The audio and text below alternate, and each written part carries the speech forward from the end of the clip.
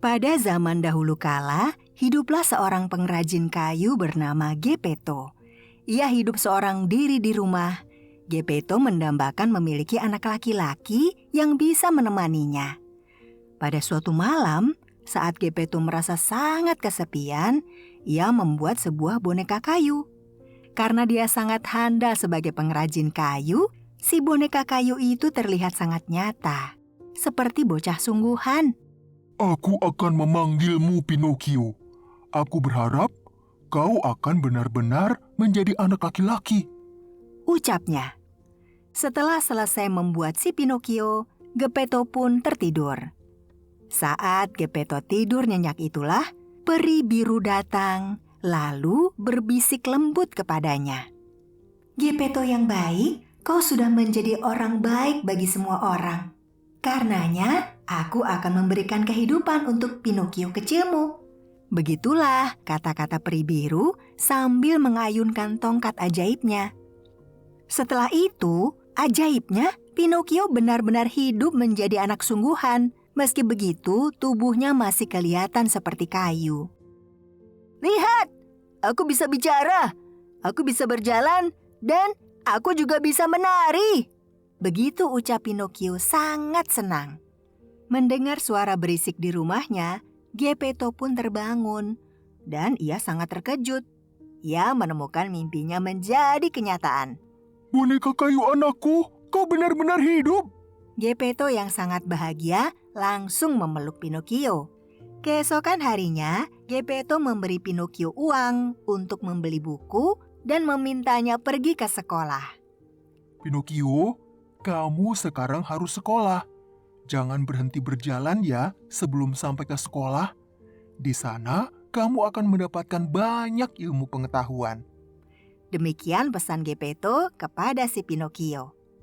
Pinocchio sangat gembira. Ia berjalan menuju ke sekolahnya. Namun, di perjalanan, ia bertemu dengan seorang anak laki-laki yang sedang bermain. "Hai, kamu mau kemana dengan uang sebanyak itu?" tanya si anak laki-laki. "Aku akan pergi ke sekolah dan membeli buku," jawab Pinocchio. "Daripada ke sekolah, lebih baik uang itu kamu gunakan untuk membeli permen. Rasanya enak banget loh," ucap si anak laki-laki itu. Lalu tiba-tiba seekor jangkrik ajaib bernama Jimmy melompat ke pundak Pinocchio dan berbisik padanya. "Jangan lakukan itu Pinocchio, jangan dengarkan anak itu," ujar Jimmy jangkrik. Tapi Pinocchio tidak mendengarkan kata-kata si Jimmy jangkrik. Ia pun pergi masuk ke sebuah toko permen. "Semua uang ini hanya untuk membeli permen?" tanya penjaga toko dengan ragu-ragu kepada Pinocchio. "Iya, ayahku ingin aku membelikan semua uang ini hanya untuk permen," ucap Pinocchio. Namun tiba-tiba saja hidung Pinocchio bertambah panjang karena ia sudah berbohong. Saat keluar dari toko, si anak laki-laki yang tadi dengan cepat mencuri semua permen dari tangan Pinocchio, lalu ia melarikan diri. Bodoh sekali. Nakal sekali ya. Pinocchio sudah dibohongi oleh anak itu. Saat itulah Jimmy jangkrik kembali melompat ke pundak Pinocchio dan bertanya kenapa uang Pinocchio berkurang. Pinocchio menjawab, "Uangnya jatuh dan hilang." Lagi-lagi Pinocchio berbohong.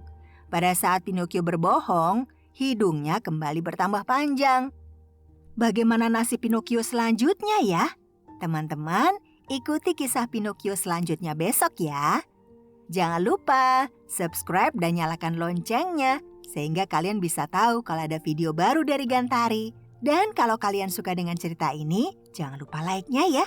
Berikan komentar dan share video ini ke teman-teman kalian. Kita ketemu besok ya teman-teman.